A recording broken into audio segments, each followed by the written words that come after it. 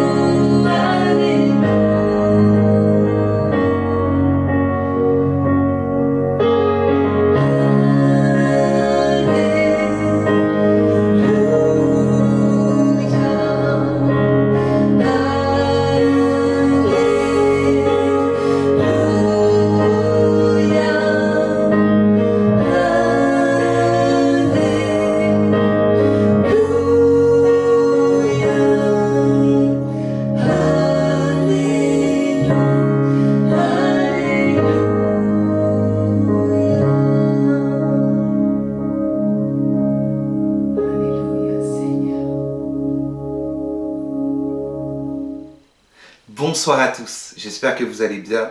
Merci à l'équipe qui nous a conduits dans le moment de louange. J'aimerais que nous puissions continuer sans transition avec un temps de prière. Juste déposer ces instants devant le Seigneur.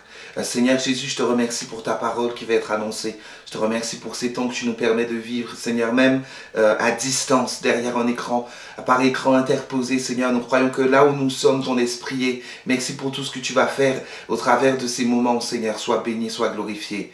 Amen. Amen. J'espère vraiment que vous êtes disponibles pour que Dieu vous parle, pour que Dieu nous parle. En tant que croyants, en tant que chrétiens, nous aimons que Dieu nous parle. Notre Dieu se distingue de tous les autres dieux, de tous les faux dieux, en ce que lui, il parle. Alléluia. Vous savez dans quelle série nous sommes, dans cette série qui nous parle de ce Dieu qui n'a pas peur. Et après avoir vu le Dieu qui n'a pas peur d'entendre, j'aimerais parler aussi de ce Dieu qui n'a pas peur de parler. On prend l'exemple du lion. D'ailleurs, Jésus a été appelé, il est appelé dans les cieux comme étant le lion de la tribu de Juda, le lion triomphant, celui qui rugit et qui fait taire tous les ennemis, celui qui se distingue du diable, de l'ennemi, qui lui rôde comme un lion rugissant, cherchant qui il va dévorer. Lui, le lion de la tribu de Juda, se bat pour ceux qu'il aime, se bat pour ses enfants, se bat pour le peuple qu'il a racheté à grand prix. Alors, j'espère que vous êtes avec moi. On entame ce message ensemble pour concernant le Dieu qui n'a pas peur de parler. Si Dieu entend, il est aussi celui qui parle. Et dans Job 33, verset 14, il est écrit ceci. Dieu parle cependant tantôt d'une manière, tantôt d'une autre, et l'on n'y prend point garde. La réalité, c'est que Dieu parle tout le temps. La réalité, c'est que le plaisir de Dieu, c'était d'avoir l'homme comme vis-à-vis, l'homme comme quelqu'un avec qui il pouvait avoir une conversation. La Bible nous relate que Dieu venait à un moment fixe, alors qu'Adam était dans le jardin d'Éden. Dieu venait et il passait un moment avec l'homme. Il passait un moment avec Adam. De l'Ancien Testament jusqu'au Nouveau Testament, le désir de Dieu, c'était d'avoir l'homme à ses côtés. Dans les cieux, nous serons perpétuellement, éternellement, dans sa présence. Eh bien, voilà ce dont nous allons parler. Nous ne parlerons pas des différentes manières dont Dieu parle, car Dieu peut parler par des rêves, par des songes. Dieu peut parler par l'action de son Saint-Esprit, par des paroles de connaissance, par des paroles de sagesse. Nous ne parlerons pas des différentes manières dont Dieu peut parler, mais juste du fait que Dieu parle. Quand un lion rugit, tout le monde l'entend.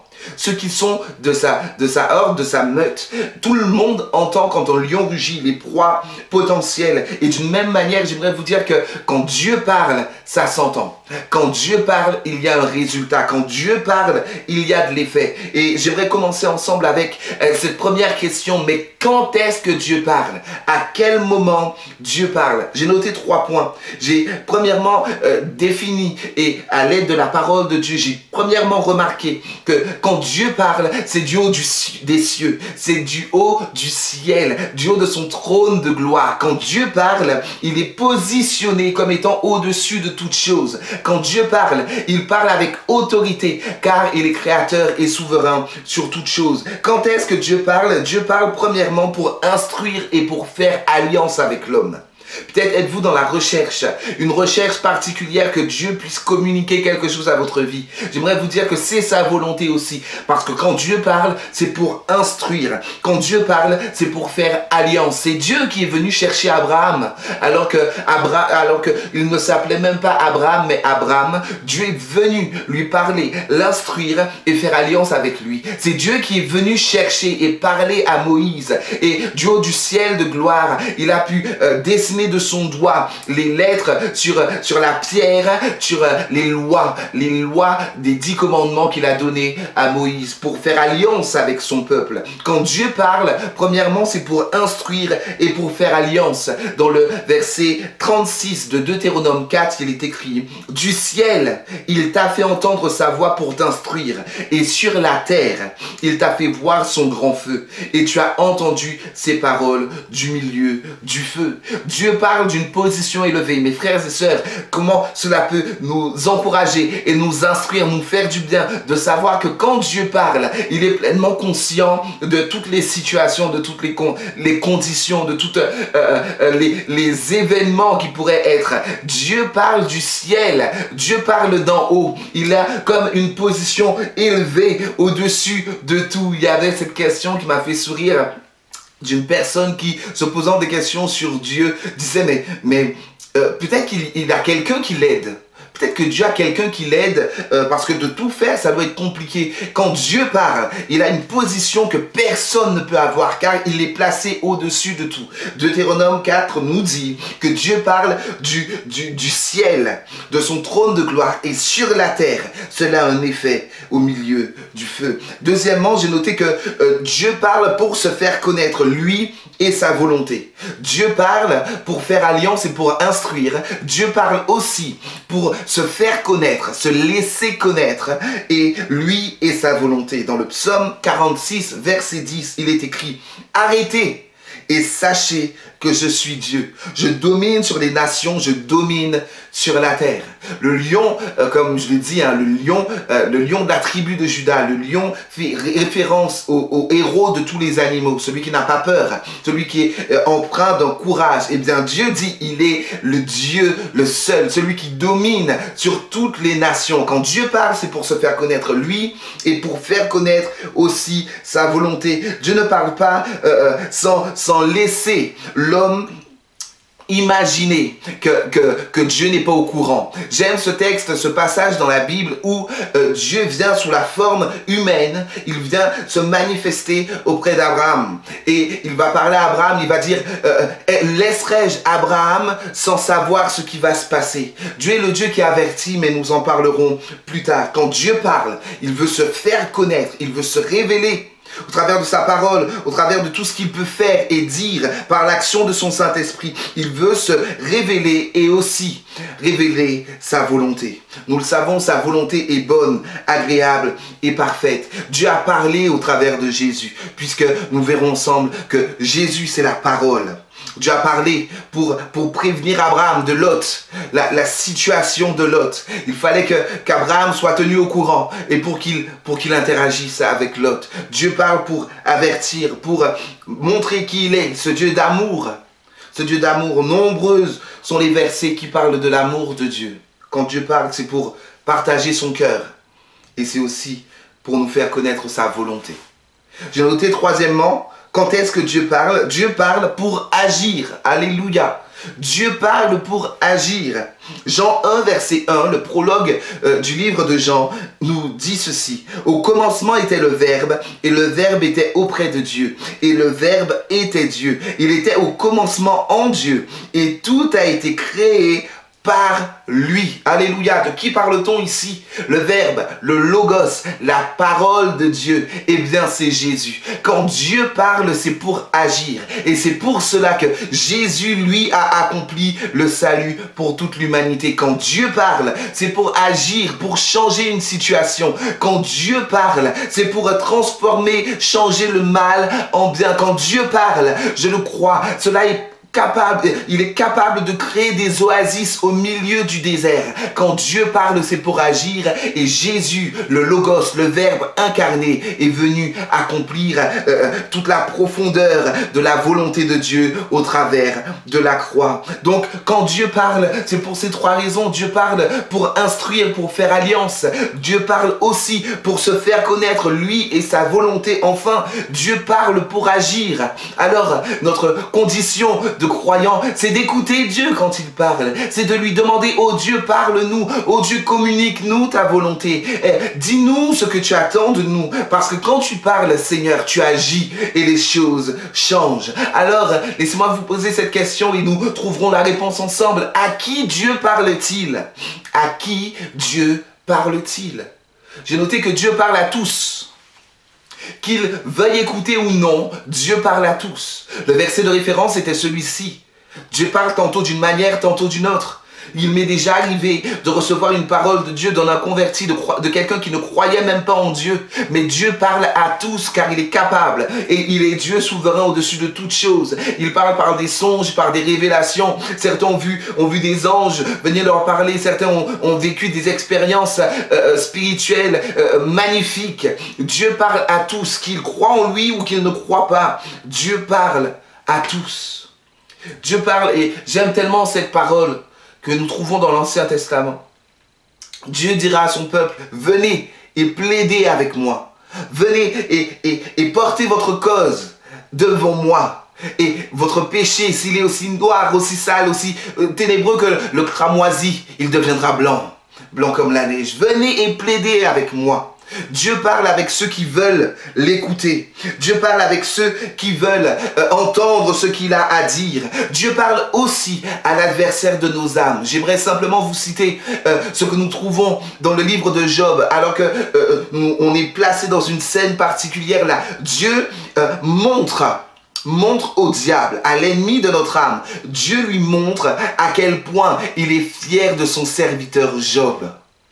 Et Dieu parle à l'adversaire de nos âmes. Il parle aux anges pour leur donner des ordres et il parle aussi aux démons pour leur dire d'arrêter et de lâcher prise des fois dans des circonstances. Jésus était souverain sur les puissances des ténèbres. Il l'était et il l'est encore. Quand Dieu parle, il parle au diable, il parle aux anges, il parle aux hommes, il parle aux démons, il parle et sa parole a de l'efficacité. Jésus pouvait dire ceci, ma volonté Ma nourriture, c'est de faire la volonté de mon Père. Et cette volonté a toujours été de sauver. Cette volonté a toujours été de délivrer. Cette volonté a toujours été de manifester l'amour. Alléluia. À qui Dieu parle? Dieu parle à nos ennemis. Et quand un lion rugit, les hyènes, les pumas, tous les autres animaux doivent se taire. Eh bien, c'est pareil avec Dieu. Quand Dieu parle, nos ennemis s'enfuient. Quand Dieu parle, la maladie n'a plus d'emprise. Oh Seigneur, quand Dieu parle, alléluia, même nos ennemis trouvent grâce à nos yeux. Nous trouvons grâce même aux yeux de nos ennemis. Quand Dieu parle, il se passe quelque chose. Dieu parle. Dieu parle. Et quand Dieu parle, qu'est-ce qui se passe? Il parle, il est créateur. Au son de sa voix, le mort reprend vie. Nous parlons d'un Dieu qui parle, qui guérit et qui libère. J'aimerais vous lire ça, le psaume 107, verset 20. Il est écrit ceci. Il envoya sa parole et les guérit.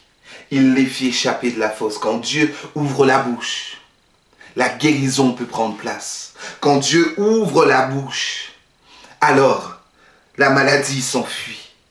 J'aimerais vous dire que Dieu n'a pas de main, il est esprit. Dieu n'a pas de corps, il est esprit. Et c'est avec sa voix, l'expression de sa volonté, qu'il fait des miracles, encore aujourd'hui. Quand Dieu parle, les ténèbres s'enfuient, les éléments déchaînés de nos vies s'arrêtent. Vous souvenez-vous de l'histoire de Jésus dans la barque? Il a suffi que Jésus dise un mot pour que les vents s'arrêtent et que la mer retrouve son calme. Quand Dieu parle, les éléments déchaînés de nos vies se calment. Alors, mes frères et sœurs, alors que nous sommes dans une réunion de prière et que nous considérons qui est le Dieu que nous prions, le Dieu qui parle, alors demandons-lui de parler pour nos circonstances, de parler pour nos situations, de parler pour nous diriger, de parler pour nous consoler, de parler pour nous encourager. Dieu, s'il te plaît, parle. Et s'il y a une prière que j'aimerais qu'il sorte de nos cœurs après cette courte pensée d'encouragement, ce serait celle-là, comme le centenier. Faisons cette prière qui dit: Seigneur, je ne suis pas digne que tu entres sous mon toit, mais dis seulement un mot. Dis seulement un mot. Nous prions ensemble quelques instants. Seigneur, nous te bénissons parce que tu es le Dieu qui parle. Tu es le Dieu qui sait se révéler à l'homme, à l'être humain. Seigneur, tu parles à ceux qui t'écoutent, tu parles à tous, d'une manière générale. Et nous voulons, Seigneur, arrêter et considérer que tu es Dieu. Seigneur, fais résonner ta voix. Fais résonner ta volonté, viens nous instruire, viens faire alliance avec plusieurs, quelqu'un peut-être qui entendrait ce message, qui a besoin, Seigneur, d'aller plus loin avec toi. Seigneur, viens faire alliance, viens faire résonner ta voix dans nos cœurs, dans nos corps, dans nos pensées. Seigneur, tu es le Dieu qui parle, alors nous voulons écouter. Seigneur Jésus, tu dis que nous avons un souverain sacrificateur, que nous avons un intercesseur, celui qui plaide notre cause comme l'avocat dans les cieux. Quand l'ennemi vient pour dire du mal de nous, pour nous critiquer, pour nous dévaloriser, Seigneur, tu es l'intercesseur, l'avocat que nous avons auprès du Père, et tu plaides notre cause. Alors plaide pour nous encore. Seigneur Jésus, s'il te plaît, prends notre cause, prends notre situation, nous te la déposons. Et comme un citoyen vient voir son roi, alors nous te le demandons, Seigneur, prends notre cause et dis un mot, donne un ordre, donne une diligence, fais quelque chose dans nos situations, dans le puissant nom de Jésus. Amen. Alléluia. Notre Dieu parle, alors qu'il continue à travailler nos cœurs. Comme vous le savez, à la suite de ces instants, nous nous retrouvons pour une réunion de prière interactive via Zoom. N'hésitez pas à nous faire connaître vos sujets. N'hésitez pas à nous faire connaître vos besoins dans la prière. Nous prierons ensemble et nous prions avec vous. Soyez nombreux avec nous. Le lien, si vous ne l'avez pas, vous pouvez encore le recevoir en demandant des commentaires. Que Dieu vous bénisse et à très bientôt. Soyez bénis.